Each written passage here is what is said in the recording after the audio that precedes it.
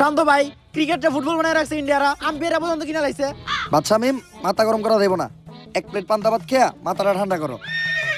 আমাকে দলের সব থেকে ভালো বলারই তো মুস্তাফিজ। ওর পরিবর্তে এখন বল করতে কারে পাঠামো?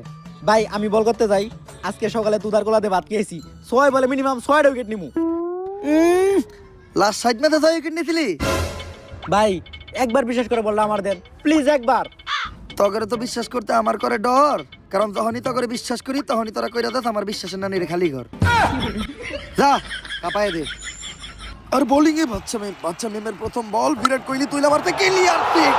যে যতই খাক বাদ কোনো কথা হবে না, কারণ এটা বিরাট কোহলির হাত। তুইলা মারতাছে বিরাট কোহলি, মাঠের চারদিকে মারতাছে। মনে হইতাছে বাচ্চা মিমরে বিরাট কোহলি বিরানি খেয়ে পিটাইতাছে। বিরাট কোহলির 1-6 রে আম্পায়ার 4-6 দিয়ে দিতেছে। আর ওভারের শেষ বলে বিরাট কোহলির আবারও 6, এরই মাধ্যমে 1 ওভার হয়ে গেল 48 রান। আর এদিকে শান্ত ভাই রেগা মেগা ফায়ার। শান্ত ভাইয়ের রাগ দেখে বুঝাই দিতেছে বাচ্চা মিমার আগামী 1 বছরে বাদ পাই।